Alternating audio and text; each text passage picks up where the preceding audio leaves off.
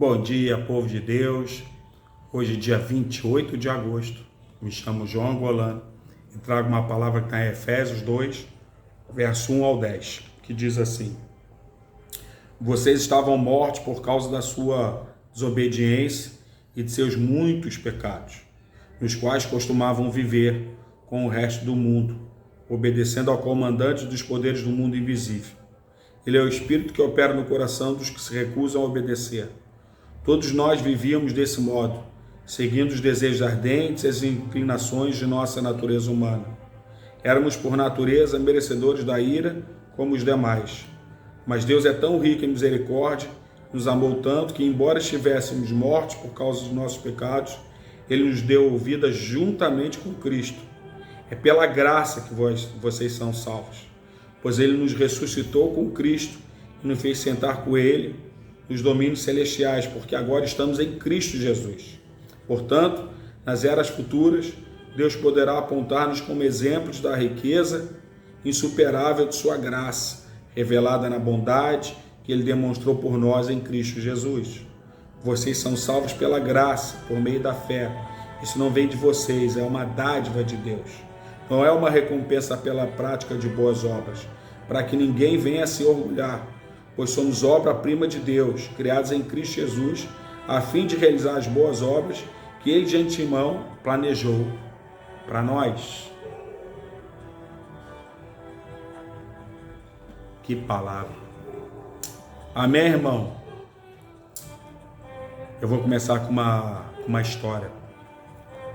Enquanto decorávamos a igreja para um evento especial, a pessoa responsável reclamou da minha inexperiência.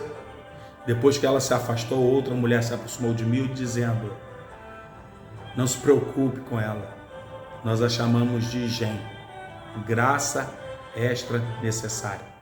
Ri e comecei a usar a sigla toda vez que tinha um conflito com alguém. Anos depois, sentei-me naquele mesmo santuário da igreja, ouvindo o obituário de GEM. O pastor compartilhou como ela servira a Deus nos bastidores e era uma doadora generosa. Pedi a Deus que me perdoasse por julgar qualquer pessoa que eu tivesse rotulado como GEM. Afinal, eu precisava de graça extra, tanto quanto qualquer outro cristão. O apóstolo Paulo afirma que todos os cristãos eram, por natureza, merecedores da ira como os demais. Mas Deus nos deu a dádiva da salvação, uma graça que não merecemos e que nunca seríamos capazes de merecer, para que ninguém venha se orgulhar. Ninguém, irmãos, é merecedor. À medida que nos submetemos a Deus, momento a momento, durante nossa jornada ao longo da vida, o Espírito Santo age para transformar o nosso caráter, a fim de refletirmos o caráter de Cristo. Todo cristão requer graça extra. Devemos ser gratos, porque a graça de Deus é suficiente, como está em 2 Coríntios 12, 9. E qual é a verdade de hoje, meus amados irmãos? A graça de Deus é suficiente. Amados, graça é um favor imerecido. A graça de Deus é sua concessão de coisas boas àqueles que só merecem punição.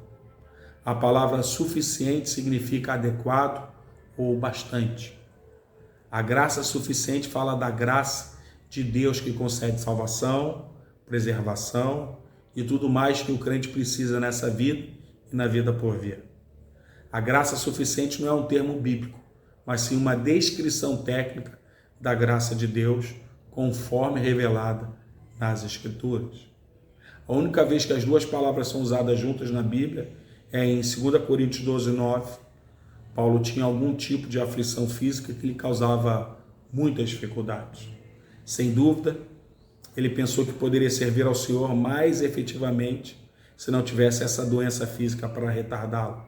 Ele diz que pediu ao Senhor repetidamente para afastá-la dele, mas a resposta do Senhor foi: a minha graça te é suficiente, pois o meu poder se aperfeiçoa na fraqueza. Em outras palavras, neste caso, Deus mostrou graça a Paulo, não removendo a doença, mas dando-lhe a capacidade de suportá-la. Em resposta, Paulo diz: por isso, de muito boa vontade me gloriarei nas minhas fraquezas, a fim de que o poder de Cristo repouse sobre mim. O conceito de graça suficiente é que a graça de Deus é adequada para tudo de que precisamos. Primeiro, precisamos de salvação e perdão dos pecados. A graça de Deus oferece isso a todos que a aceitam e se arrependem. Em seguida, o crente precisa de graça para viver a vida cristã.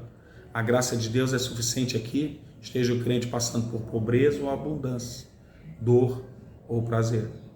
Frequentemente, os cristãos se perguntam se poderiam sobreviver à perseguição e à dificuldade que leram em outras épocas ou ouvem em outros lugares.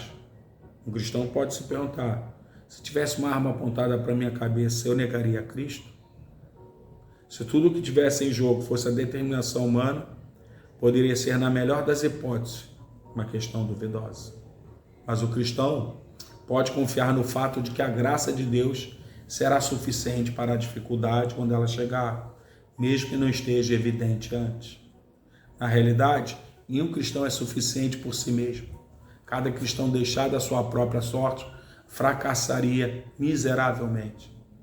Não que sejamos capazes de pensar alguma coisa como se viesse de nós mesmos, mas a nossa capacidade vem de Deus, segundo Coríntios 3:5. Expressa a ideia lindamente, sem usar o termo graça suficiente. Quando chegar a hora, a graça de Deus será suficiente para levar o crente a superar qualquer coisa que ele ou ela possa encontrar.